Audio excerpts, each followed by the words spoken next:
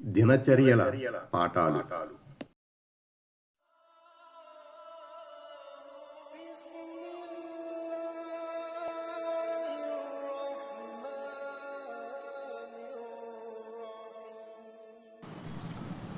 అరవై రెండు.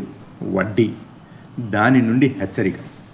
వడ్డీ తినేవారి స్థితి శైతాన్ సోకడం వల్ల ఉన్మాది అయిన వ్యక్తి స్థితి లాంటిది. ఈ స్థితికి వారు గురి కావడానికి కారణం వారి వ్యాపారం కూడా వడ్డీ లాంటిదేగా అని అనడమే. వాస్తవానికి అల్లాహ్ వ్యాపారాన్ని ధర్మసమ్మతం చేశాడు, వడ్డీని నిషిద్ధం చేశాడు. కనుక తన ప్రభువు చేసిన ఈ హితబోధ అందే వ్యక్తి మున్ముందు వడ్డీ తినడం త్యజిస్తే అతను పూర్వం తిన్నదేదో తిన్నాడు. అతని వ్యవహారం చివరకు అల్లాహ్ వద్దకే పోతుంది. ఈ ఆదేశం తర్వాత మళ్ళీ ఈ దుశ్చేష్టకు పాల్పడేవాడు నిశ్చయంగా నరకవాసి.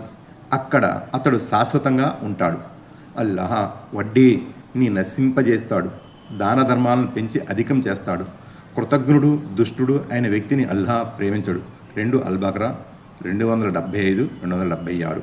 విశ్వసించిన ప్రజలారా, మీరు నిజంగా విశ్వాసులే అయితే అల్లాహ్ అడ్డాకు భయపడండి, ఇంకా మీకు ప్రజల నుండి రావాల్సిన వడ్డీని విడిచిపెట్టండి.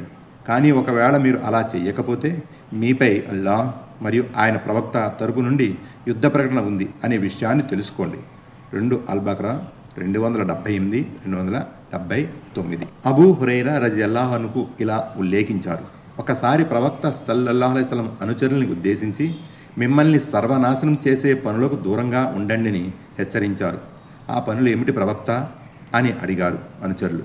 అప్పుడు ఆయన ఇలా సెలవిచ్చారు: 1 అల్లాహకు సాటి కల్పించడం, 2 చేతబడి, 3 ధర్మసమ్మతంగా తప్ప అల్లాహ్ హతమార్చకూడదని నిషేధించిన ప్రాణిని హతమార్చడం, 4 వడ్డీ సొమ్ము తినడం, 5 అనాథ సొమ్మును హరించి వేయడం, 6 ధర్మయుద్ధంలో వెన్నుచూపి పారిపోవడం, 7 ఏ పాపం ఎరిగిన అమాయక ముస్లిం స్త్రీలపై అపనిందలు మోపడం.